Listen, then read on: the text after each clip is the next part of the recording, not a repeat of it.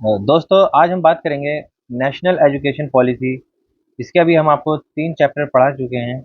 आज हम इसका चैप्टर नंबर 4 जो कि सबसे इम्पोर्टेंट चैप्टर है स्कूल एजुकेशन का, सबसे इम्पोर्टेंट चैप्टर है आपका चैप्टर नंबर 4, जिसका नाम है curricular and pedagogy in school.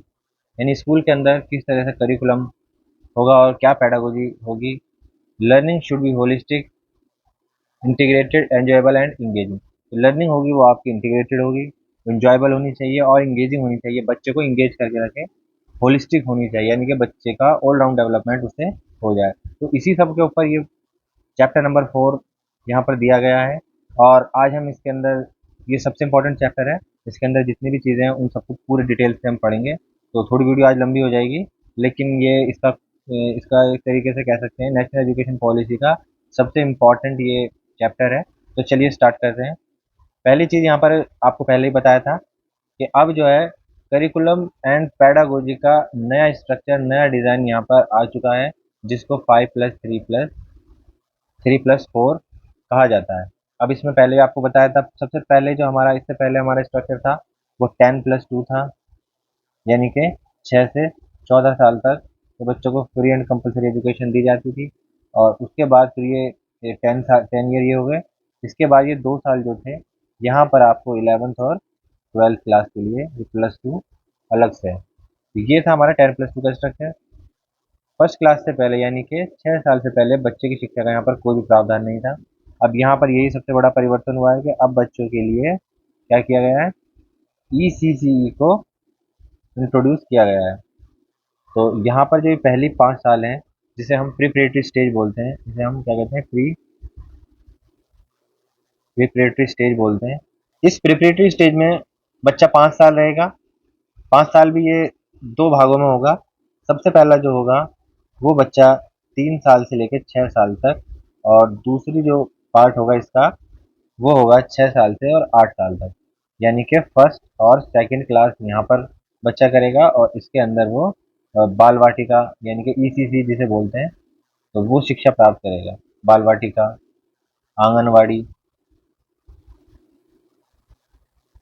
बाल वाटिका, आंगनवाड़ी, प्री स्कूलिंग, इसको आप कुछ भी नाम दे सकते हैं। यानी नर्सरी केजी जो होती है ना, वो यहाँ पर जो स्टूडेंट है वो यहाँ पर प्राप्त करेगा और ईसीसीई के अंतर्गत वो शिक्षा प्राप्त करेगा। दूसरी अवस्था है 6 से 8 साल तक की। यहाँ पर जो बच्चा है वो फर्स्ट और सेकंड क्लास अपनी करेगा। इस पूरी स्टेज के अंदर बच्चे को किस चीज़ में दक्ष किया जाएगा, उसको दक्ष किया जाएगा फाउंडेशनल लिटरेसी एंड न्यूमरेसी। इसके अंदर बच्चे को दक्ष किया जाएगा। कुछ यहाँ पर लाइट टेक्स्ट बुक्स वो यहाँ पर दी जाएंगी। लाइट यानी हल्की टेक्स्ट बुक दी जाएंगी, जिनके अंदर बच्चों को प्ले बेस्ड, डिस्कवरी मेथड और एक्टिविटी बेस्ड पेडागोजी के थ्रू उनको पढ़ाया जाएगा। यहाँ पर बच्चे की फाउंडेशन एक तरह से तैयार हो जाएगी। फिर उसके बाद उसकी फाउंडेशन जब बनेगी, उसके बाद वो नेक्स्ट स्टेज पर यहाँ पर आ जाएगा। जब वो 8 साल का हो जाएगा, यहाँ पर 3 साल की शिक्षा वो प्राप्त करेगा, 8 साल से 11 वर्ष की आयु में, यानी कि क्लास थर्ड, फोर्थ और फिफ्थ। तो 3 साल वो यहाँ पर शिक्षा प्राप्त करेगा। और ये जो शिक्षा होगी, ये शिक्षा जो है इसमें अब कुछ सब्जेक्ट इंट्रोड्यूस हो जाएंगे, जैसे कि ईवीएस, मैथ, इस तरह के सब्जेक्ट होंगे। और फाउंडेशनल, ये प्रिपरेटरी स्टेज के अंदर जो हमने बच्चों को फाउंडेशनल लिटरेसी और न्यूमरेसी कराई थी, अब हम उससे आगे की बात करेंगे। अब हम उन्हें थोड़ा सब्जेक्ट की तरफ बच्चे को लेकर के जाएंगे, सब्जेक्ट की बेसिक समझ उनके अंदर डालेंगे। जैसे मैथ्स के अंदर बेसिक कैलकुलेशन, ईवीएस के जो कुछ टॉपिक्स होते हैं वो सब हम बच्चे को पढ़ाएंगे। भाषा, यहाँ पर लैंग्वेज स्टार्ट हो जाएगी बच्चे की यहाँ पर लैंग्वेज भी स्टार्ट हो जाएंगी, 2 लैंग्वेज।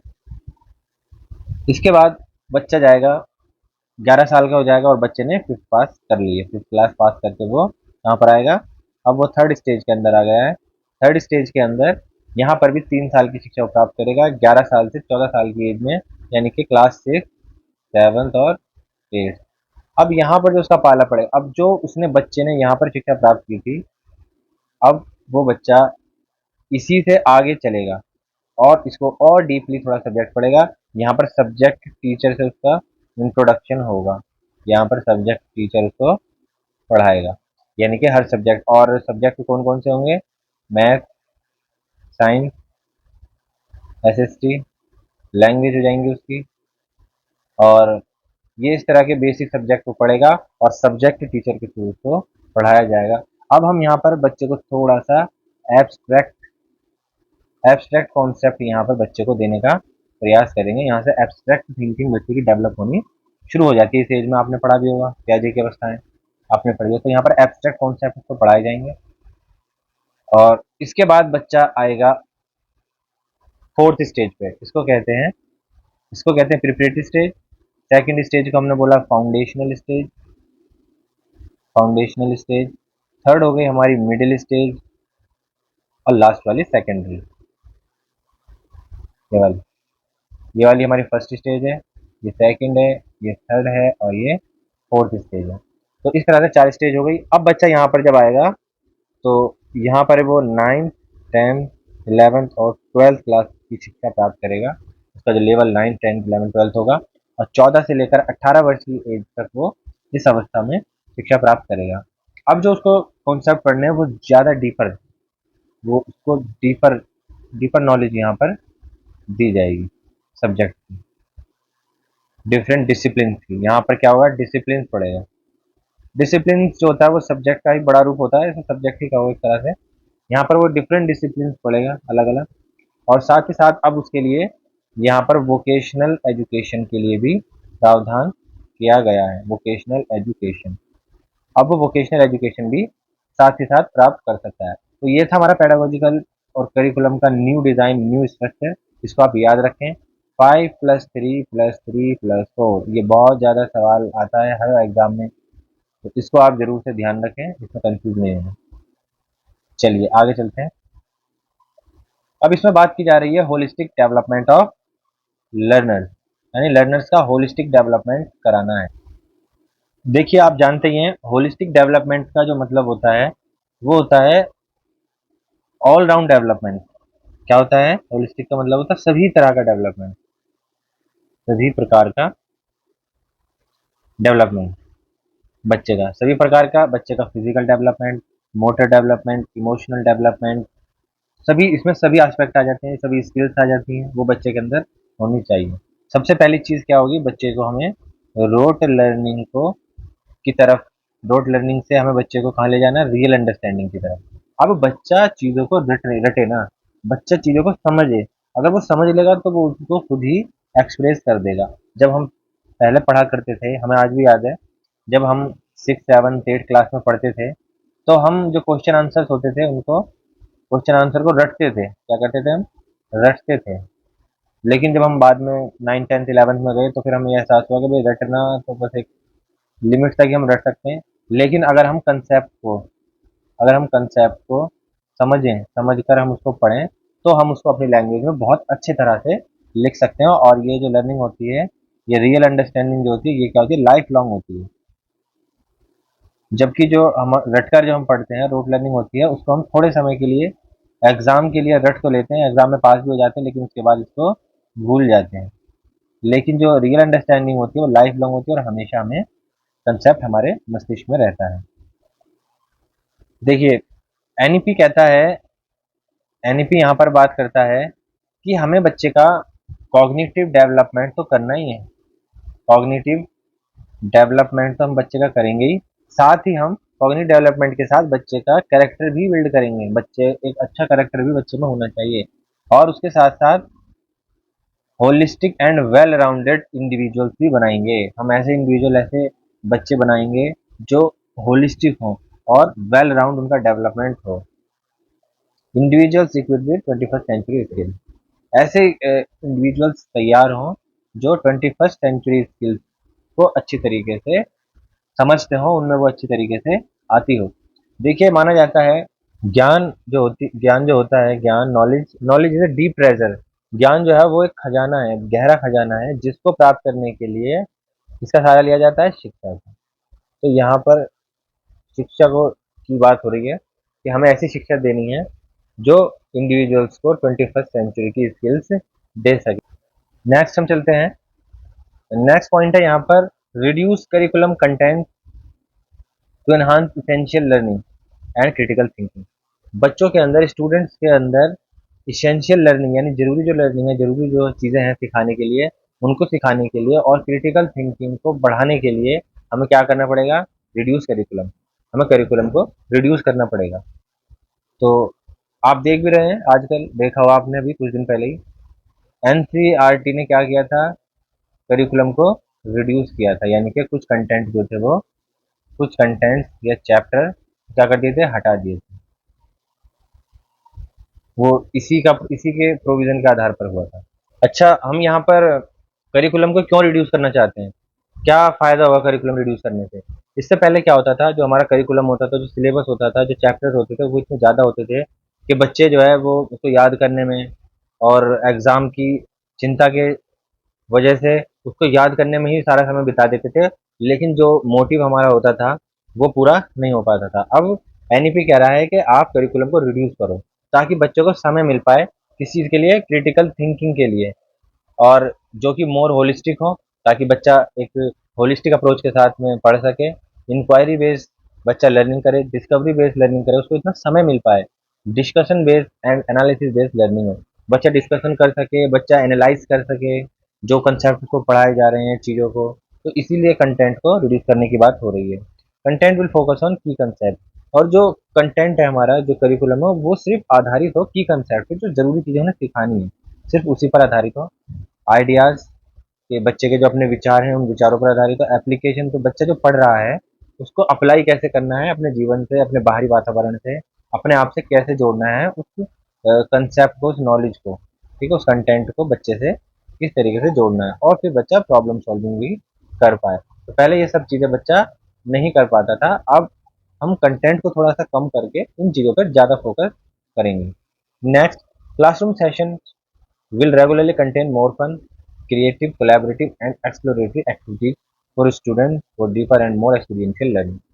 यहाँ पर कहा जा रहा है कि क्लास सेशंस जो होंगे उनके अंदर बच्चे को जो पढ़ाया जाएगा क्लास के अंदर, वो जो होगा क्लास रूम हमारा, वो उसमें फन होना चाहिए, बच्चों को मज़ा आना चाहिए, क्रिएटिव कोलैबोरेशन होना चाहिए, क्रिएटिविटी होनी चाहिए वहाँ पर, कोलैबोरेशन कोलैबोरेशन होना चाहिए, बच्चों का, टीचर का, आपस में सबका कोलैबोरेशन होना चाहिए, और एक्सप्लोरेटरी एक्टिविटी, ऐसी एक्टिविटीज़ हों जिसमें बच्चों को कुछ सीखने का अवसर मिले, और डीपर और मोर एक्सपीरियंशियल लर्निंग हो। यहाँ पर देखिए एक्सपीरियंशियल लर्निंग की बात की जा रही है, ये इंपॉर्टेंट है आपका, इसको आप ध्यान रखना। एक्सपीरियंशियल लर्निंग यानी कि अनुभव की बात हो रही है, अनुभव से सीखना, यानी कि बच्चे को ऐसे अनुभव हो, बच्चे को ऐसे एक्सपीरियंस हो, ऐसे रियल अनुभव हो जिनसे कि उसकी लर्निंग जो है वो एनहांस हो, वो लर्निंग लाइफ लॉन्ग हो जाए। तो वो एक्सपीरियंस के थ्रू हम बच्चों को एक्सपीरियंस दें। एक्सपीरियंशियल लर्निंग में बच्चा क्या होगा? हमारा एक्टिव पार्टिसिपेंट होगा। हम कोई कंसेप्ट पढ़ा रहे हैं, उसमें बच्चा एक्टिवली पार्टिसिपेट करेगा। अब बच्चा अब बच्चे को हम पैसिव लर्निंग नहीं कराएंगे। हम पहले बच्चे को जो पैसिव लर्निंग कराते थे, बच्चा पैसिव मोड में सीखता रहता था, टीचर बोलता रहता था, ऐसा नहीं है। अब हम बच्चे को हैंड्स ऑन कराएंगे, बच्चे को हम हैंड्स ऑन देंगे और एक्सपीरियंस देंगे, ताकि बच्चे को लर्निंग जो है वो लाइफ लॉन्ग हो सके। चलिए नेक्स्ट इसमें चलते हैं। एक्सपीरियंशियल लर्निंग में दो चीज़ें आती हैं। एक्सपीरियंशियल लर्निंग में एक सबसे पहली चीज़ जो इंपॉर्टेंट है वो है आर्ट इंटीग्रेटेड लर्निंग, और दूसरा है स्पोर्ट्स इंटीग्रेटेड लर्निंग। ये बहुत ही इंपॉर्टेंट इसका पार्ट है, इसको आप याद रखना, हर जगह आपको ये सुनने में आएगा, art integrated, sports integrated learning. इसको आप हमेशा याद रखना, ये क्या होता है। आर्ट इंटीग्रेटेड लर्निंग जो होती है, उसके अंदर जो हमारे जो देश है वो विविधताओं से भरा हुआ है, ये सभी लोग जानते हैं। और जब हम अपने देश की उन विविधताओं को ही अपनी ताकत बना लेंगे, तो क्या करेंगे, उसको लर्निंग में यूज़ करेंगे। तो हमारे यहाँ बहुत सारी आर्ट्स होती हैं, कई सारी आर्ट्स होती हैं हमारे देश में। जैसे आर्ट्स क्या होते हैं? जैसे कहीं पर ड्रामा होता है, कहीं पे फोक सॉन्ग्स होते हैं, पेंटिंग्स होती हैं, ठीक है। कहीं पर, जहाँ कहीं कहीं पर होती हैं जो फेमस रहती हैं, आपने देखा होगा, फोक सॉन्ग्स होते हैं, फोक डांसेस होते हैं, ठीक है। जैसे कि आपने जीके में पढ़ा होगा, मोहिनी अट्टम होता है, कथकली होता है, ठीक है, इस तरह के ये सब क्या है? हमारी आर्ट्स हैं, ठीक है। स्कल्पचर है, मूर्ति कला है, मूर्ति कला, पेंटिंग, ये सब क्या है? ये आर्ट्स हैं। तो हमारे देश की भी इतनी सारी आर्ट्स हैं, इन सब को शामिल करके हम पढ़ाएंगे, इनके बारे में ज्ञान दे करके हम उसको एजुकेशन से जोड़ के पढ़ाएंगे। ये एक्सपीरियंशियल लर्निंग का एक पार्ट ये है, और दूसरा है स्पोर्ट्स इंटीग्रेटेड लर्निंग। अच्छा, आर्ट इंटीग्रेटेड लर्निंग से फ़ायदा क्या है? आर्ट इंटीग्रेटेड जब हम लर्निंग देंगे, हम अपने देश के अलग अलग स्थानों के जब आर्ट को बच्चों के साथ इंट्रोड्यूस कराएंगे तो उससे क्या होगा, एक लिंक बनेगा। लिंक किस चीज़ का? अब एजुकेशन और कल्चर का। जब हम उनके बारे में पढ़ेंगे तो हम वहाँ के कल्चर को भी तो जानेंगे, और एजुकेशन में जब हम कल्चर को जानेंगे तो फिर क्या होगा, हमारी जो लर्निंग होगी वो मोर एक्सपीरियंशियल होगी। ये देखो, अनुभव वाली लर्निंग क्या होगी, एक्सपीरियंशियल होगी। तो एजुकेशन को कल्चर से कनेक्ट किया जाएगा। सेकंड है स्पोर्ट्स इंटीग्रेटेड लर्निंग। हम स्पोर्ट्स के माध्यम से बच्चों को सिखाएंगे। जैसे कि इसमें कौन कौन सी स्किल बच्चे सीखेंगे स्पोर्ट्स। अच्छा, स्पोर्ट्स कौन कौन से, यहाँ पर बात हो रही है इंडिजीनस, इंडिजीनस स्पोर्ट्स की। अच्छा, इंडिजीनस स्पोर्ट्स कौन से होते हैं? इंडिजीनस का है जो मतलब है जो हमारे स्वदेशी हैं, जो हमारे देश के स्पोर्ट्स हैं, जिनको इंटरनेशनल लेवल पर नहीं खेला जाता, जिनको हम गली मोहल्ले में खेलते हैं। जैसे कि कंचे हम खेलते हैं ना, कंचे होते हैं, गिल्ली डंडा खेल लेते हैं हम, गिल्ली डंडा, मारम पिट्टी, इस तरह के हम स्कूल में बहुत खेलते थे, मारम पिट्टी खेलते थे, पिट्ठू गरम, इस तरह के जो खेल होते हैं, खो खो हो गया। तो ये जो खेल होते हैं, जो जो हम छुपम छुपाई हो गया, इस तरह के जो खेल होते हैं ये सब जगह पाए जाते हैं, हर राज्य में हर जगह पर होते हैं। तो इस तरह के खेलों को हम इंटीग्रेट करके जोड़ करके अगर हम पढ़ाएंगे तो क्या होगा, बच्चा उसमें इंटरेस्ट लेगा, क्योंकि स्पोर्ट्स एक ऐसी चीज़ है हर कोई खेलना चाहता है। हमें आज भी याद है कि जब हमारे स्पोर्ट्स का पीरियड होता था तो हम पूरे हफ्ते उसका इंतजार करते थे कि कब हमारा पीरियड आए और कब हमें खेलने को मिले। तो हम उसके माध्यम से बहुत सारी चीज़ें सिखा सकते हैं। स्किल्स कौन कौन सी? कोलैबोरेशन, यानी कि आपस में तालमेल, बच्चा कैसे काम करेगा एक दूसरे के साथ मिल करके। सेल्फ इनिशिएटिव, किस तरीके से बच्चा अपने किसी काम को करने के लिए इनिशिएटिव ले सकता है, एक स्टार्ट ले सकता है। Self direction, self discipline, team work, responsibility, citizenship, इस तरह जब उसमें स्टूडेंट में इस तरह की सारी चीज़ें आ जाएंगी तो ये जाहिर सी बात है कि बच्चा एक अच्छा सिटीजनशिप बिहेवियर भी शो करेगा, तो वो एक अच्छा सिटीजन भी हमारे लिए साबित होगा। तो ये क्या होगा, तो एक्सपीरियंशियल लर्निंग के दो पार्ट हैं, कौन कौन से? आपने जाना आर्ट इंटीग्रेटेड लर्निंग और दूसरा स्पोर्ट्स इंटीग्रेटेड लर्निंग। इसमें कोई कंफ्यूजन नहीं होनी चाहिए, इसको पक्के तरीके से याद कर लेना, हर एग्जाम में इसमें से सवाल आएगा, इसमें कोई कंफ्यूजन नहीं रखना। चलिए आगे चलते हैं। नेक्स्ट है एम्पावरिंग स्टूडेंट थ्रू फ्लेक्सिबिलिटी इन कोर्स चॉइसेस। अब जो बच्चे जो कोर्स कोर्स चॉइसेस होगी वो क्या होगी, फ्लेक्सिबिलिटी होती है, यानी कि अब सब्जेक्ट में फ्लेक्सिबिलिटी होगी। पहले आपने देखा होगा 9th क्लास के जो आप सब्जेक्ट पढ़ते थे उसके अंदर आपको फिक्स सब्जेक्ट पढ़ने पड़ते थे सभी को। उसमें एसएसटी, इंग्लिश, हिंदी, दो लैंग्वेज होती थी, तीन लैंग्वेज होती थी, इंग्लिश, हिंदी, संस्कृत, या इसके साथ कोई और लैंग्वेज होती थी, मैथ्स, साइंस, ये सब्जेक्ट आपको पढ़ने ही पढ़ने होते थे। इसके अंदर आपको कोई भी चॉइस नहीं दी जाती थी। लेकिन इस बार एनईपी में ऐसा नहीं है, इसमें हार्ड सेपरेशन जो होता था उसको ख़त्म किया गया है। पहले मुझे याद है कि मुझे याद है आज भी कि जब मैंने साइंस साइड ली थी 11th क्लास में, तो उसके अंदर पीसीएमबी मैंने पढ़ा था, पीसीएमबी के साथ इंग्लिश पढ़ी थी।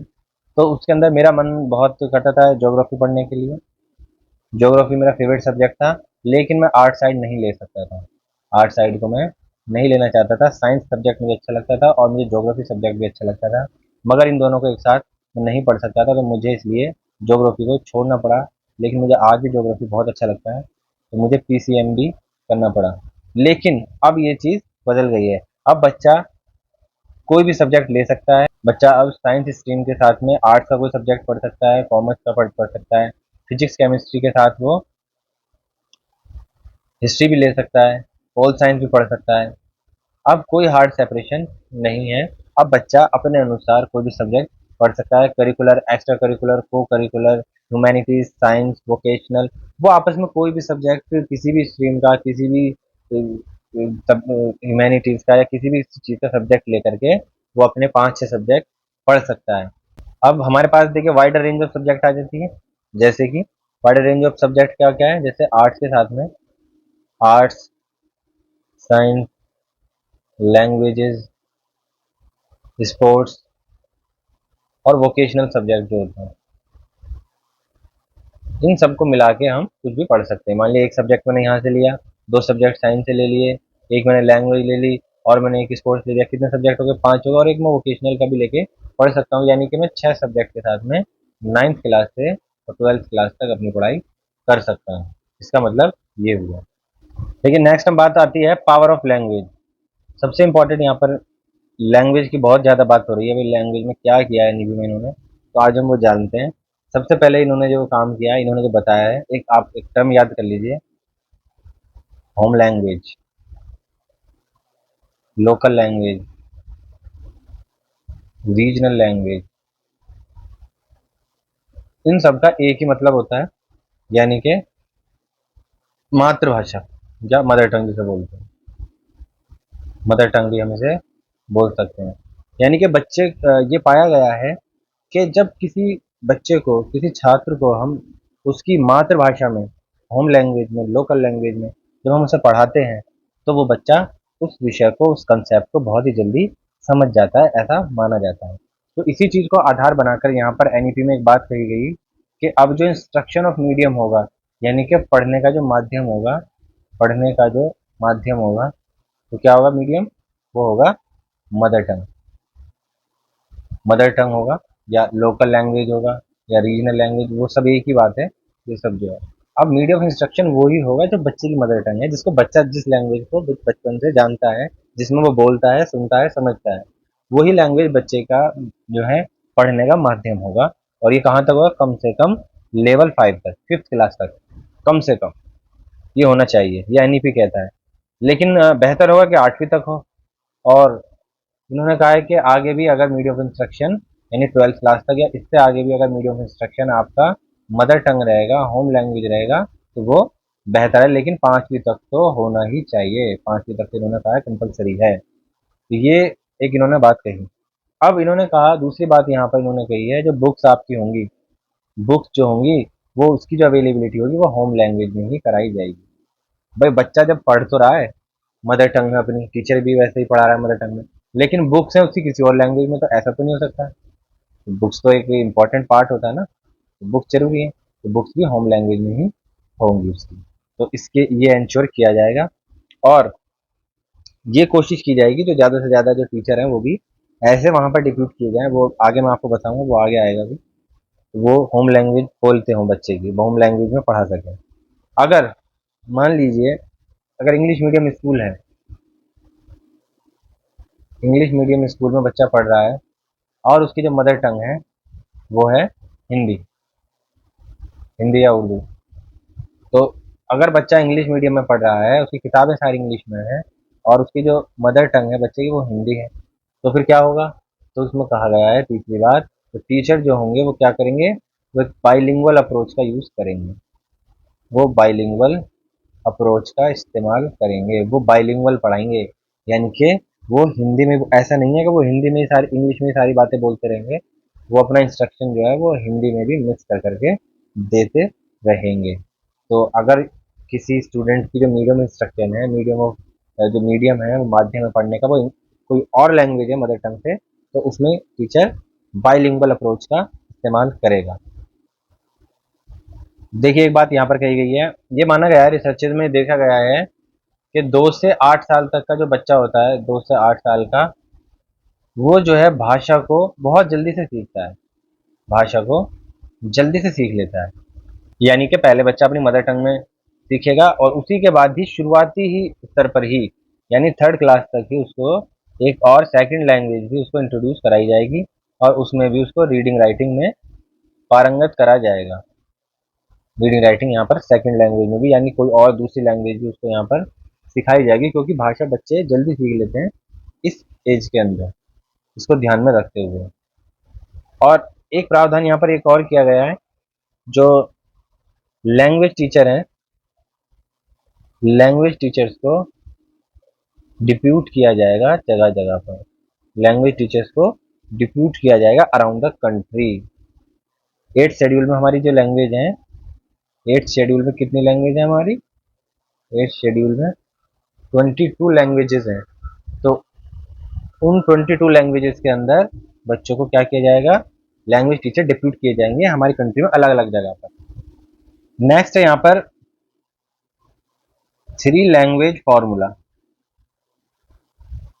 थ्री लैंग्वेज फॉर्मूला ये पहले भी दिया गया था, पिछली पॉलिसी में भी था। पिछली जो दो पॉलिसीज आई हैं 1968 की और 1986 की, उन्हीं में भी उनमें भी था ये। यहाँ पर भी थ्री लैंग्वेज फॉर्मूला को कायम रखा गया है। इसके अंदर जो बच्चा है वो कम से कम इसके अंदर क्या करेगा, एटलीस्ट कम से कम वो दो सब्जेक्ट जो पढ़ेगा, कम से कम दो सब्जेक्ट वो क्या होने चाहिए, नेटिव होने चाहिए। नेटिव का मतलब वो भारतीय भाषाओं में से ही कोई होने चाहिए, नेटिव इंडियन होने चाहिए। यानी कि दो सब्जेक्ट वो भारतीय होनी चाहिए, दो लैंग्वेज। और एक लैंग्वेज क्या होनी चाहिए, वो फॉरेन लैंग्वेज। एक क्या होगी हमारी, फॉरेन लैंग्वेज होगी, जैसे हम इंग्लिश पढ़ते हैं या और भी कोई लैंग्वेज पढ़ सकते हैं, उसका भी आगे बताएंगे। तो यहाँ पर थ्री लैंग्वेज फॉर्मूला को रखा गया है और ये थर्ड ग्रेड से ही स्टार्ट, थर्ड ग्रेड के बाद स्टार्ट हो जाएगा। और बच्चा इसको चेंज भी कर सकता है, चेंज करने के लिए भी टाइम दिया जाएगा। 6th एंड 7th क्लास के अंदर बच्चा इसको चेंज भी कर सकता है। दो लैंग्वेज यहाँ पे पढ़नी पड़ेगी और दो लैंग्वेज नेटिव, यानी कि दो भारतीय भाषाएं प्लस वन फॉरेन लैंग्वेज। ये फॉरेन लैंग्वेज हो गई और ये नेटिव हो गई, नेटिव लैंग्वेज। लेकिन इसमें से एक बात और ध्यान रखी गई है कि एक जो भारतीय भाषा होगी, एक भारतीय भाषा, एक भारतीय भाषा को लिटरेचर लेवल पर पढ़ना होगा। लिटरेचर का मतलब साहित्य, एक भाषा का साहित्य स्तर पर उसको पढ़ना होगा कम से कम सेकेंडरी स्टेज तक, सेकेंडरी स्टेज तक उसको पढ़ना होगा लिटरेचर लेवल पर कम से कम एक भारतीय भाषा को। जैसे कि आप पढ़ते हैं ना, आप 11th 12th में आपने देखा, 11th और 12th में जो भी सब्जेक्ट होते हैं उसमें जो इलेक्टिव लिखा होता है ना, इलेक्टिव, जैसे हिंदी इलेक्टिव होता है, हिंदी कोर होता है। तो इलेक्टिव जो सब्जेक्ट है वो कौन सा होता है, लिटरेचर वाला होता है। इंग्लिश इलेक्टिव होता है, इंग्लिश इलेक्टिव, उर्दू इलेक्टिव। तो ये जो इलेक्टिव होता है ना, यही है, इसी की बात कर रहे हैं यहाँ पर। तो एक सब्जेक्ट कम से कम भारतीय भाषा, कोई भी एक इंडियन लैंग्वेज, उसमें आपको लिटरेचर लेवल पर एक सब्जेक्ट पढ़ना है। नेक्स्ट यहाँ पे हम बात करेंगे high quality bilingual text book. High quality bilingual text book, bilingual text books की ये बात कर रहे हैं। तो टेक्स्ट बुक्स होंगी हमारी वो बाइलिंगुअल होंगी, यानी कि वो दो लैंग्वेज में होंगी। एंड टीचिंग लर्निंग मटेरियल जो होगा वो साइंस और मैथ का, दो सब्जेक्ट की बात हो रही है। जो टीचिंग लर्निंग जो मटेरियल होगा वो भी बाइलिंगुअल होगा। जैसे हम दिल्ली की बात करें तो यहाँ पर मदर टंग या होम लैंग्वेज क्या होती है, हिंदी होती है, और उसके साथ में एक बाइलिंगुअल में इंग्लिश चल जाएगी। तो यानी कि टेक्स्ट बुक जो होनी चाहिए वो इंग्लिश में होगी फ्री, यहाँ हिंदी और इंग्लिश में। किस सब्जेक्ट की, मैथ्स और साइंस की। मैथ्स और साइंस जो हम पढ़ेंगे वो, ताकि हम उससे अच्छे से बच्चा कनेक्ट कर पाए। दूसरा, लैंग्वेज जो होगी उसमें समय समय पर, टाइम टाइम पर कुछ फन प्रोजेक्ट्स कराए जाएंगे। क्या कराए जाएंगे, फन प्रोजेक्ट्स या एक्टिविटीज कराई जाएंगी। इन एक्टिविटीज में क्या होगा, ये होंगे लैंग्वेजेस ऑफ इंडिया पर, लैंग्वेज के ऊपर एक्टिविटी कराई जाएंगी।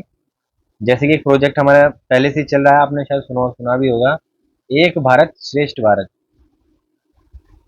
एक भारत श्रेष्ठ भारत, ये एक प्रोजेक्ट चल रहा है जिसके अंदर एक स्टेट को एक थीम दी जाती है। दूसरी स्टेट, कोई भी दूसरी स्टेट, जैसे दिल्ली की दी गई थी पिछले समय, दिल्ली को सिक्किम की दी गई थी और सिक्किम को दिल्ली की दी गई थी, ये थीम दिया गया था।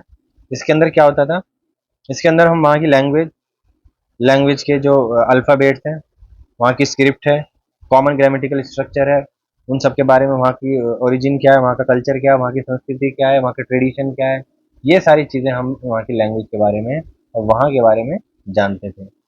तो ये प्रोजेक्ट चलाया जाता था, तो बच्चों को सिक्किम के बारे में एक एक अलग चीज़ मिली। कुछ हमने, और इसका मोटिव क्या था, इसका मोटिव था कि हम सिक्किम से, यानी और भी राज्यों की भी हो सकती है, सिक्किम से बच्चे को कनेक्ट कर पाएँ, बच्चे को परिचित करा पाएँ। दिल्ली में रहने वाला बच्चा सिक्किम के ट्रेडिशन से, वहाँ की लैंग्वेज से, वहाँ के कल्चर से परिचित हो जाए। ठीक है, जैसे कि आपने देखा होगा कई बार हम अलग अलग लैंग्वेज के बहुत सारे ऐसे कुछ फ्रेजेस होते हैं जो हम बोलते हैं। ठीक है, जैसे कि हम अलग अलग राज्य में, जैसे कैसे होगा, हम कसाकाई बोलते हैं, कसाकाई शायद महाराष्ट्र में बोलते हैं हम कसाकाई, की चोलबे, की चोलबे हम बोलते हैं बंगाल में। क्या हो रहा है, मतलब इस तरह के जो कुछ फ्रेजेस होते हैं हम उनको जान पाएँ, ताकि क्या हो, हम जब उन लोगों से मिलें, जब वहाँ के लोगों से मिलें, उन लोगों से बात करें, तो हमारे अंदर इससे क्या होगा, इससे क्या होगा, एक यूनिटी का भाव पैदा होगा, नेशनल इंटीग्रेशन यहाँ पर हो जाएगा। तो ये कि नेशनल इंटीग्रेशन किया जा रहा है किसके माध्यम से, भाषा के माध्यम से नेशनल इंटीग्रेशन होगा, कल्चरल डेवलपमेंट होगा बच्चे का। कौन सा डेवलपमेंट होगा, कल्चरल डेवलपमेंट, जिसकी हमने बात करी थी ना, होलिस्टिक डेवलपमेंट, उसी के अंदर एक कल्चर डेवलपमेंट है, वो ऐसे होगा। ठीक है, तो भाषा की यहाँ भी इम्पोर्टेंस एक पता चलती है हमें, कल्चर एंड एनरिचमेंट यहाँ पर हो जाएगा। जैसे राजस्थान में आप बहुत सारे जो है कुछ ऐसे वो हैं, जैसे खम्बा खड़ी खड़ी खम्बा जैसे नमस्ते कहते हैं, थारो मिलन माने अच्छा लाग्यो, इस तरह के जो कुछ फ्रेजेस होते हैं अलग अलग लैंग्वेज के, वो यहाँ पर हम जान पाएँ। तो इसीलिए ये जो है एक भारत श्रेष्ठ भारत जो एक्टिविटी है, इस तरह की एक्टिविटीज़ को कराया जाता रहेगा। संस्कृत नॉलेज सिस्टम क्या होता है, संस्कृत के अंदर, संस्कृत लैंग्वेज में बहुत ज़्यादा जो है लिटरेचर हमारे देश में मौजूद है। संस्कृत हमारी प्राचीन भाषाओं में से है, हमारी भारतीय कई भाषाओं की जननी है, हिंदी भाषा की जननी संस्कृत है। संस्कृत में एक बहुत ही वाइड लिटरेचर मौजूद है, जिसके अंदर mathematics, philosophy, grammar, music, politics, medicine, architecture, metallurgy, drama, ये सब संस्कृत लैंग्वेज में लिखा गया है। और इन सब सब्जेक्ट के बारे में जानकारी हासिल करना, ये क्या है, इसको संस्कृत नॉलेज सिस्टम कहा जाता है। तो संस्कृत नॉलेज सिस्टम में हम क्या करेंगे, इसके अंदर हम विभिन्न सब्जेक्ट को संस्कृत के माध्यम से पढ़ेंगे, यानी कि संस्कृत लैंग्वेज सीखना, संस्कृत लैंग्वेज को सीखने पर बल दिया जाएगा, क्योंकि संस्कृत एक बहुत ही वाइड लैंग्वेज है, हमारी शास्त्रीय भाषा है ये। क्या है हमारी शास्त्रीय भाषा, यानी क्लासिकल लैंग्वेज। ये हमारी क्लासिकल लैंग्वेज में बहुत रिच इसका लिटरेचर है, तो इसको सीखने पर बल दिया है। यहाँ पर फाउंडेशनल स्टेज से ही संस्कृत को सीखने पर बल दिया जाएगा, और उसको सिखाने के लिए गवर्नमेंट भी प्रयास करेगी। थ्री लैंग्वेज फार्मूला जो होता है, थ्री लैंग्वेज फार्मूला में भी संस्कृत को हर लेवल पर रखा गया है। Sanskrit in all level, Sanskrit को सभी लेवल तक रखा गया है, सेकेंडरी स्टेज तक। तो संस्कृत की यहाँ पर इंपॉर्टेंस पता चलती है, संस्कृत को बढ़ावा देने के लिए, ताकि हमारे क्लासिकल लैंग्वेज को बढ़ावा मिल सके, और हमारे देश की जो इतनी समृद्ध जो लिटरेचर संस्कृत में लिखा है उससे भी हम परिचित हो सकें। अच्छा, यहाँ पर एक इम्पॉर्टेंट बात ये आती है, क्लासिकल लैंग्वेजेस, क्लासिकल लैंग्वेज, इसमें से बहुत ज़्यादा सवाल पूछे जाते हैं, इसको आप ध्यान से पढ़ लें। हमारे देश के अंदर कितनी क्लासिकल लैंग्वेज है, 6 क्लासिकल लैंग्वेज है। कौन कौन सी, मैंने अभी आपको बताया, संस्कृत, तमिल, तेलुगु, कन्नड़, मलयालम, और एक उड़िया। तो ये जो है हमारी 6 क्लासिकल लैंग्वेज है। इसके ऊपर बहुत ज़्यादा सवाल पूछे जाते हैं, इसको ध्यान से आप याद कर लेना। इसके अलावा 3 क्लासिकल लैंग्वेज और हैं, अगर हम टोटल मिला लें तो कितनी हो जाती हैं, टोटल 9 हमारी क्लासिकल लैंग्वेज हो जाती हैं। 3 अदर कौन सी हैं, पाली, प्राकृत और पर्शियन। तो ये 3 लैंग्वेज और मिला लेते हैं तो हमारी टोटल 9 क्लासिकल लैंग्वेजेस हो जाती हैं। संस्कृत लैंग्वेज से ही पाली भाषा, संस्कृत के बाद पाली भाषा आई, उसके बाद प्राकृत भाषा आई, और पर्शियन आप जानते हो, पर्शियन जिसे फारसी भी बोल देते हैं, फारसी भाषा, जिसमें से ही फारसी में से एक उर्दू भी निकली एक लैंग्वेज। तो ये जो फारसी भाषा है, ये भाषा जो है ये हमारे देश की नहीं है, बाहर से आई थी फारसी लैंग्वेज। तो ये पर्शियन भी क्या है, लेकिन इसका भी हमारे देश में एक रिच लिटरेचर पाया जाता है। क्लासिकल लैंग्वेज वो होती हैं जिनका बहुत रिच लिटरेचर होता है, जो थोड़ी प्राचीन भाषाएं होती हैं, जिनमें बहुत ज़्यादा लिटरेचर मौजूद है, उनको क्लासिकल लैंग्वेज का दर्जा दिया गया है। तो ये क्वेश्चन आप ध्यान से याद कर लेना। अब क्लासिकल लैंग्वेज के लिए कहा गया है कि अब बच्चों के पास ऑप्शन है कि बच्चे इसको 2 साल तक, छठी से लेके 12वीं तक 2 साल क्लासिकल लैंग्वेजेस को पढ़ने का उनके पास ऑप्शन है, लिटरेचर लेवल तक। ठीक है, क्लासिकल लैंग्वेज को, ये क्लासिकल लैंग्वेज के बारे में बात कही गई थी। इसके बाद बात कही गई है फॉरेन लैंग्वेज की, फॉरेन लैंग्वेज यानी विदेशी भाषा की। विदेशी भाषा कौन कौन सी हैं जिनको यहाँ पर शामिल किया? तो फॉरेन लैंग्वेज हैं,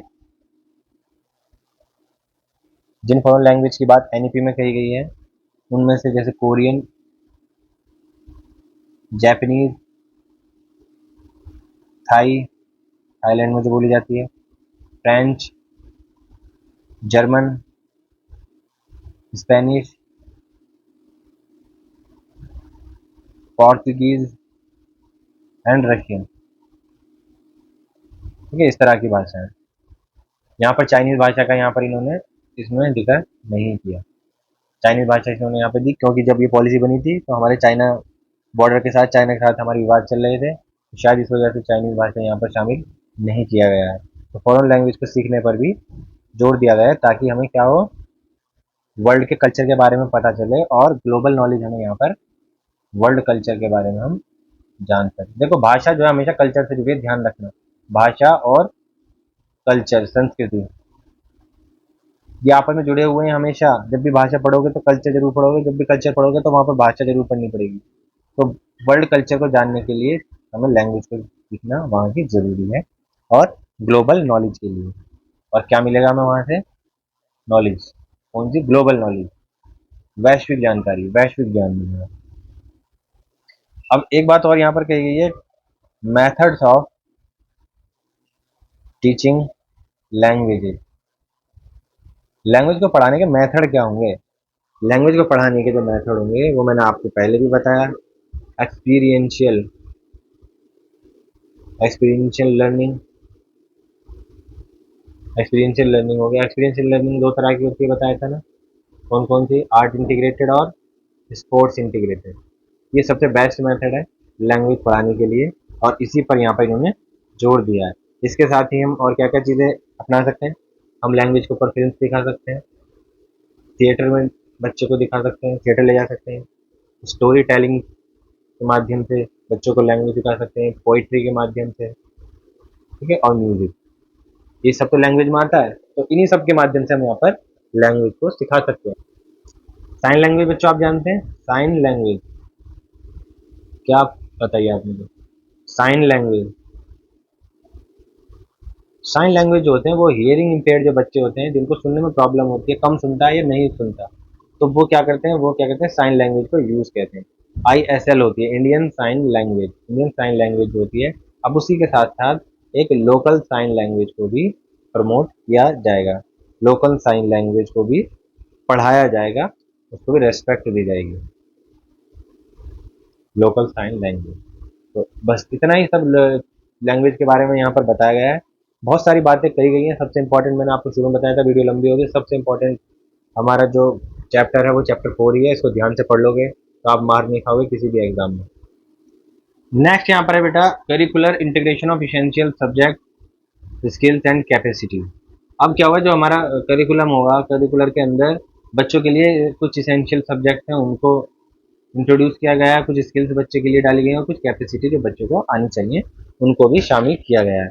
जैसे मैं सब्जेक्ट्स की बात करता हूँ, कुछ सब्जेक्ट जो यहाँ पर ऐड किए गए हैं उनमें है जैसे AI, आर्टिफिशियल इंटेलिजेंस। आज आप जानते हैं सारी चीज़ें AI से हो रही हैं, जितना भी डिजिटल वर्ल्ड में काम हो रहा है सब AI के बिना नहीं होता। आप फ़ोन चलाते हैं, आप कोई भी वीडियो देखते हैं, अगर आप एजुकेशनल वीडियो देखेंगे तो आपको एजुकेशनल वीडियो के रिकमेंडेशन आते रहेंगे यूट्यूब पर, तो वो सब AI के थ्रू होता है, तो इसी को AI कहते हैं। तो आर्टिफिशियल इंटेलिजेंस का को भी इंट्रोड्यूस कराया जाएगा।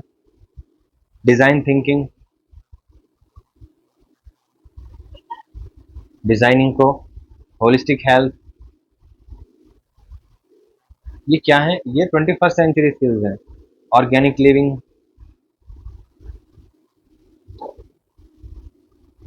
एनवायरमेंटल एजुकेशन,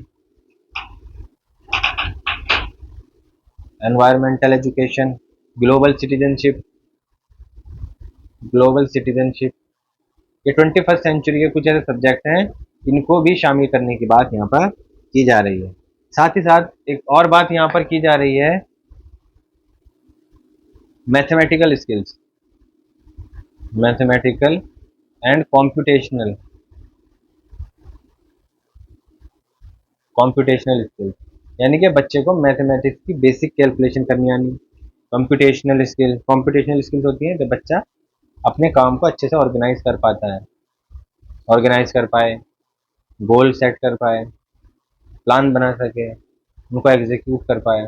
तो इस तरह की जो थिंकिंग होती है, वो जो स्किल कहलाती है, उसको कंप्यूटेशनल स्किल कहते हैं। तो बच्चे के अंदर कंप्यूटेशनल स्किल्स भी बढ़ाने पर जोर दिया गया है। साथ ही यहाँ पर कोडिंग को भी चालू किया जाए। कोडिंग होती है ना, कोडिंग के थ्रू सारे ऐप वगैरह सब चीज़ें तैयार होती हैं। तो कोडिंग डिकोडिंग यहाँ पर बच्चों को बताया जाएगा 6th स्टैंडर्ड में, 6th क्लास बच्चों को कोडिंग करना सिखाया जाएगा। इसके बाद है बच्चों को यहाँ पर आउटसाइड स्कूल विजिट्स की यहाँ पर बात हुई है। तो बच्चों को स्कूल के बाहर विजिट कराए जाएंगे। विजिट कितने दिन के? फन कोर्सेज कराए जाएंगे, एक तरह से फन कोर्सेज। इसमें क्या होगा, 10 दिन बच्चे स्कूल से बाहर रहेंगे, जिसको कहा जाएगा 10 days बैगलेस पीरियड। 10 दिन का ये वोकेशनल एजुकेशन के लिए होगा। वोकेशनल वोकेशनल कोर्स का पार्ट होगा वोकेशनल एजुकेशन का। 10 दिन बच्चों को बिना बैग के बच्चे के आसपास यानी लोकल एरिया में ले जाया जाएगा। वहाँ पर जो वोकेशनल क्राफ्ट्स हैं, वोकेशनल क्राफ्ट जैसे वोकेशनल क्राफ्ट कौन कौन से, जैसे कारपेंट्री हो गया, इलेक्ट्रिक वर्क हो गया, मेटल वर्क हो गया। जो भी लोकल में काम होते हैं वहाँ पर बच्चों को वहाँ ले जाया जाएगा और वहाँ से रूबरू कराया जाएगा। बच्चों को कहा जाएगा आप ऑब्जर्व करिए, देखिए किस तरह से काम हो रहा है। 10 दिन का हम इस तरीके से बीच बीच में कोर्स रखेंगे। इसमें बच्चों को कोई भी किताब, होमवर्क कुछ नहीं दिया जाएगा। अगर बच्चे इस वोकेशनल कोर्स को ऑप्ट करते हैं, इसको चूज करते हैं, तब तो फन कोर्स के माध्यम से वोकेशनल कोर्स भी कराए जाएंगे। इसके बाद बात करेंगे moral, ethical and value development. बच्चे के अंदर मोरल, इथिकल, नैतिक डेवलपमेंट की बात हो रही है। बच्चे के अंदर जैसे सेवा,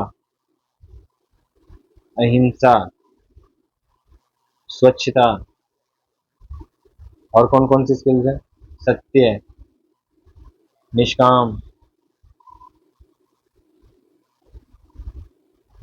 निष्काम कर्म, शांति,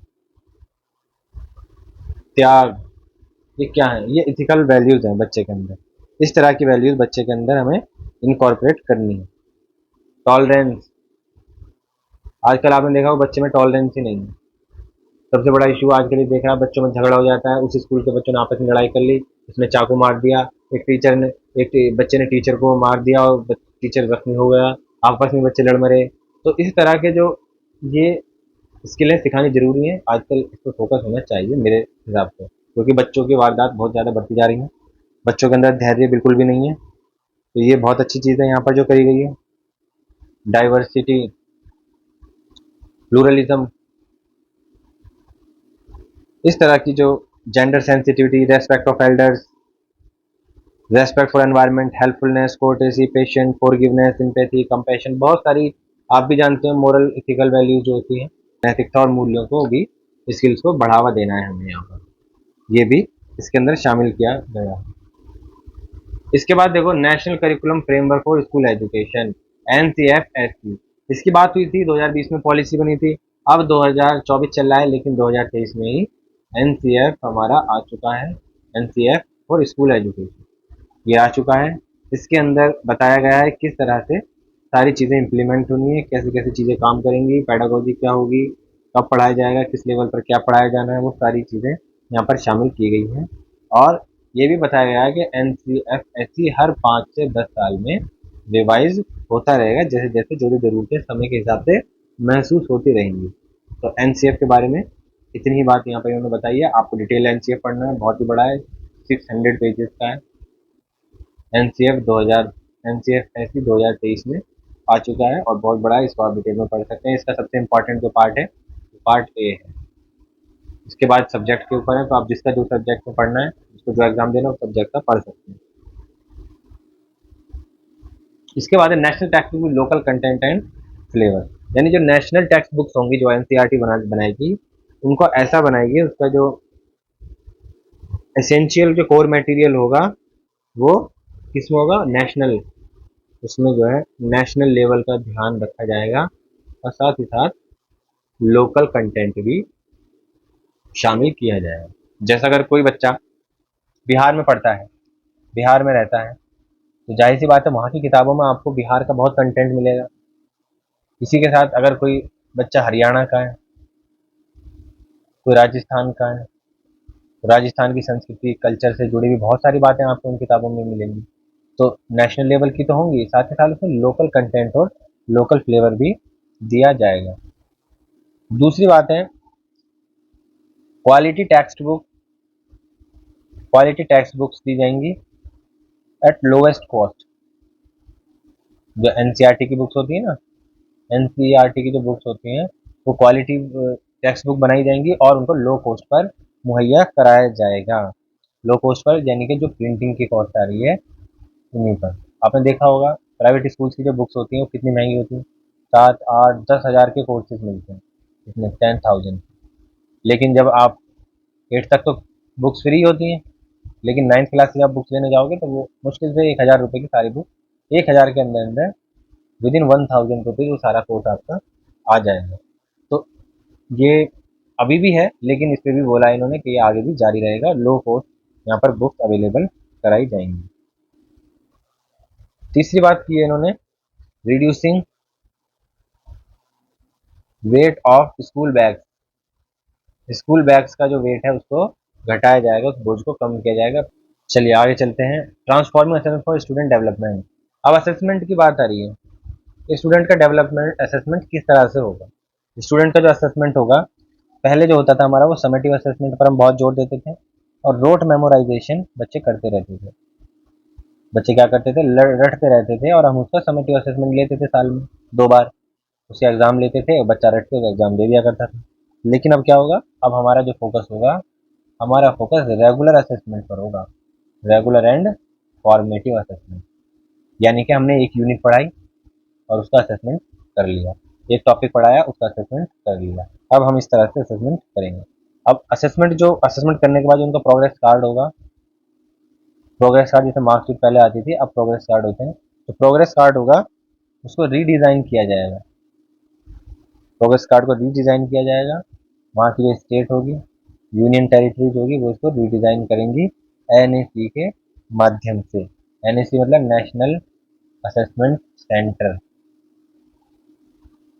नेशनल असेसमेंट सेंटर ये बनाया जाएगा और ये क्या करेगा, प्रोग्रेस कार्ड जो होंगे उसे रिडिज़ाइन करेगा। उसके अंदर क्या होगा, होलिस्टिक, बच्चे का जो होलिस्टिक डेवलपमेंट है, क्या क्या डेवलपमेंट हुआ वो सारी चीज़ें उसमें शामिल होंगी। 360 डिग्री होगा वो, यानी कि बच्चे के हर एस्पेक्ट का उस प्रोग्रेस कार्ड में डिटेल होगी। मल्टी डायमेंशनल रिपोर्ट होगी बच्चे की इसके अंदर, ग्रेट डिटेल्स होंगी यानी कि ज़्यादा डिटेल्स होंगी। अब खाली मार्क्स नहीं होंगे, जैसे पहले इंग्लिश हिंदी में इतने मार्क्स, 100 में से इतने मार्क्स, वो सब नहीं होगा। और यूनिकनेस होगी, यूनिकनेस यानी कि बच्चे के अंदर क्या यूनिकनेस है।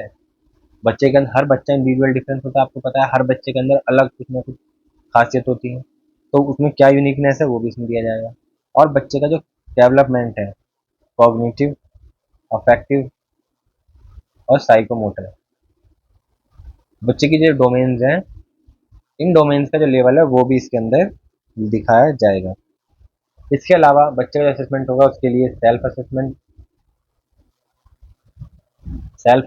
एंड पीयर असेसमेंट का भी हम यूज करेंगे बच्चे का असेसमेंट करने के लिए। इसके बाद इन्होंने बोर्ड एग्जाम्स के लिए भी, असेसमेंट में बोर्ड एग्जाम्स का भी इन्होंने पैटर्न चेंज किया है। इन्होंने कहा है कि अब बोर्ड एग्जाम साल में पहले एक बार होते थे ना, 10th में एक बार, 12th में अब 2 बार होंगे, 2 टाइम्स इन अ ईयर, एक साल में 2 बार होंगे। एक बार तो मेन एग्जाम होंगे, एक बार मेन एग्जाम्स होंगे और दूसरा जो एग्जाम होंगे वो ऑप्शनल है, वो क्या होंगे, इम्प्रूवमेंट एग्जाम होंगे। इम्प्रूवमेंट एग्जाम होंगे अगर डिजायरेबल, अगर बच्चा चाहता है, बच्चे की मर्जी है, ऑप्शन है उसके पास।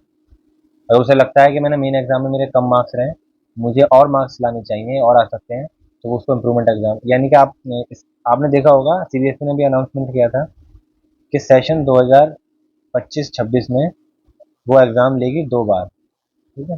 अब कैसे होंगे, क्या स्ट्रक्चर होगा, वो सब इन्होंने डिस्क्लोज नहीं किया। तो सीबीएसई ने ये डिस्क्लोज कर दिया है कि 2025-26 सेशन से सीबीएसई के एग्ज़ाम 2 बार लिए जाएंगे, वो इसी एनईपी के प्रोविज़न के अकॉर्डिंग ही काम होगा। दूसरी बात है इसके बाद देखिए 10th और 12th के जो एग्ज़ाम बोर्ड ही लेता रहेगा जैसे चल रहे हैं, बस उसमें चेंज जो है वो मैंने बता दिया, 2 बार होंगे। इसके अलावा 3rd, 5th and 8th in 3 stage पे जो एग्ज़ाम होंगे बच्चों के, वो क्या लेगा, वो कोई अथॉरिटी लेगी। कौन लेगा? तो अथॉरिटी लेगी। जैसे कि अ, हम पहले क्या करते थे, खुद ही एग्ज़ाम ले लिया करते थे, खुद ही क्वेश्चन पेपर बना लिया करते थे। अब कोई अथॉरिटी, जो वहाँ पर जो स्टेट में काम बच्चे पढ़ रहे हैं, उस स्टेट की कोई अथॉरिटी होगी, कोई तय किया जाएगा उस अथॉरिटी को, वो अथॉरिटी उसके एग्ज़ाम बनाएगी। वो 3rd, 5th और 8th क्लास के एग्ज़ाम लेगी। जैसे दिल्ली के अंदर हम देखें, डीओई के जो क्वेश्चन पेपर आएंगे, वो डीओई का एक स्पेशल पैनल बनाया जाएगा, और वो स्पेशल पैनल, वो अथॉरिटी जो होगी, वो अथॉरिटी 3rd, 5th और 8th के क्वेश्चन पेपर तैयार करेगी। यहाँ पर यही इंपॉर्टेंट है। और 3rd में जो एग्ज़ाम किस तरह का होगा, 3rd क्लास के लिए basic foundational literacy and numeracy, यहाँ पर मेन चीज़ असेसमेंट किया जाएगा। देखिए नेक्स्ट यहाँ पर बात की गई है सपोर्ट फॉर गिफ्टेड स्टूडेंट, उसमें भी स्पेशल टैलेंट, जो बच्चे में कुछ अलग टैलेंट होता है, जिन बच्चों में जो वाकई में गिफ्टेड होते हैं किसी ना किसी फील्ड में, उसके लिए हर बच्चे को उसके जो टैलेंट को डिस्कवर किया जाएगा, नर्चर्ड किया जाएगा, उसको बढ़ावा दिया जाएगा, पाला पोसा जाएगा, फॉस्टर यानी कि बढ़ाया जाएगा उसको, और डेवलप किया जाएगा उसके टैलेंट को। तो हर बच्चे के लिए हम देखेंगे, हर बच्चा जो है वो पैदाइशी जो इनेट टैलेंट उसके अंदर होता है, पैदाइशी टैलेंट उसमें होता है, तो हम देखेंगे बच्चे के क्या टैलेंट है, उसको हम बढ़ावा देंगे।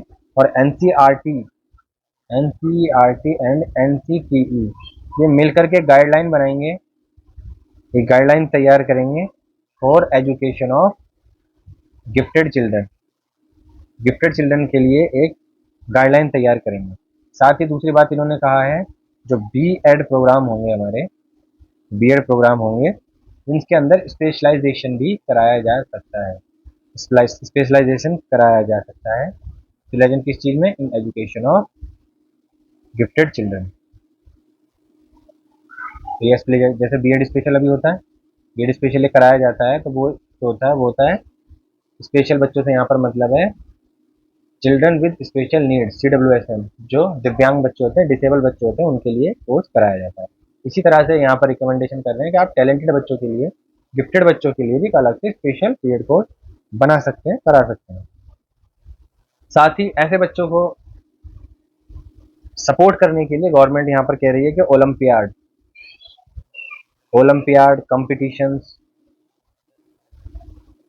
अलग अलग सब्जेक्ट में, वेरियस सब्जेक्ट ये करा सकते हैं हम, अलग अलग सब्जेक्ट में, जैसे मैथ्स में, साइंस में, जीके में, इंग्लिश में, हिंदी में, अलग अलग सब्जेक्ट में हम यहाँ पर नेशनल अलग अलग लेवल पर, लेवल कौन कौन से होते हैं, सबसे पहले तो स्कूल लेवल होता है, स्कूल के बाद डिस्ट्रिक्ट लेवल होता है, लोकल जिसे बोल देते हैं, उसके बाद डिस्ट्रिक्ट लेवल के बाद स्टेट लेवल आ जाता है बच्चे का, और स्टेट लेवल के बाद उसका नेशनल लेवल आ जाता है।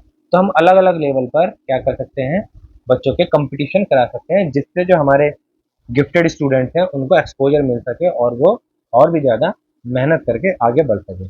तो फ्रेंड्स ये सब था हमारा, यही सब था इस चैप्टर के अंदर, और ये चैप्टर नंबर 4 आपका मैंने पूरा करा दिया है। इसमें कोई भी चीज़ मैंने छोड़ी नहीं है, सारे सारे की पॉइंट्स मैंने इसमें ले लिए हैं। तो फ्रेंड्स अगर आपको मेरी वीडियो पसंद आई हो तो मेरी वीडियो को आप लाइक करें, चैनल को सब्सक्राइब करें और शेयर ज़रूर करें। जय हिंद।